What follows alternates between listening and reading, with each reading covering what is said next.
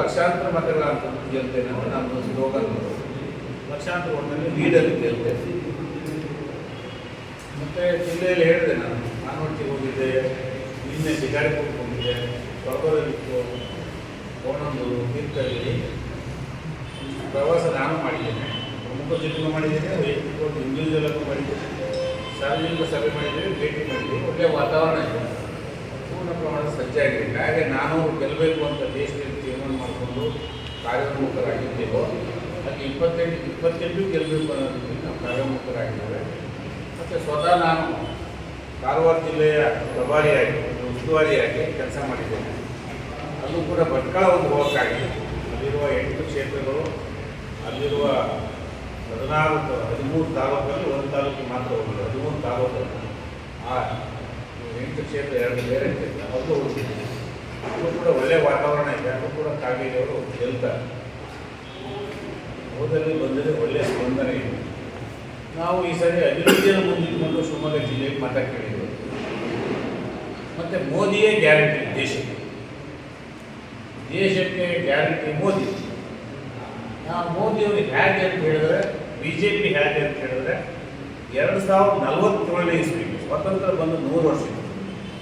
ನಮ್ಮ ಸಂಕಲ್ಪ ಅಭಿವೃದ್ಧಿ, ವಿಕಸಿತ ಭಾರತ ಹೇಗೆ ವಿಕಾಸ ಆಗಬೇಕು ಅನ್ನೋ ಯೋಜನೆ ಮಾಡಿ ಅದನ್ನು ಗ್ಯಾರಂಟಿ ಕೊಡ್ತಾ ಇದ್ದೀವಿ.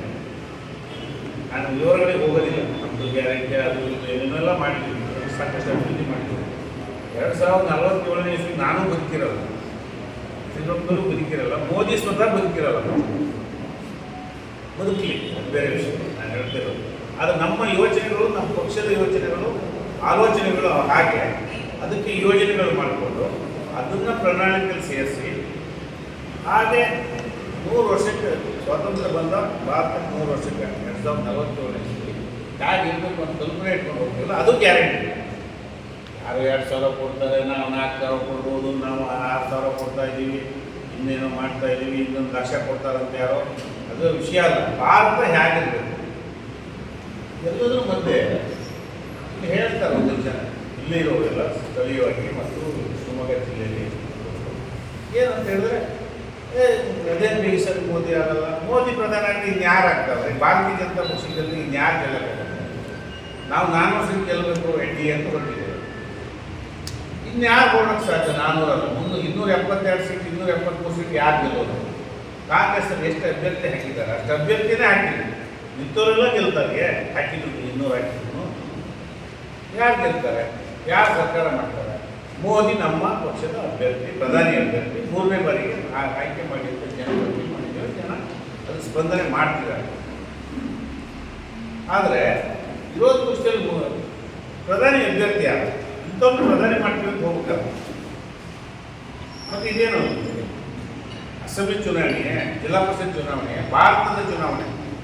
ಈ ಸಾರಿ ಗೆಲ್ಲಬೇಕು ಭಾರತ ಪ್ರಪಂಚದಲ್ಲಿ ಗೆಲ್ಲಬೇಕು ಅಂದ್ರೆ ನಾವು ಗೆಲ್ಲಬೇಕು.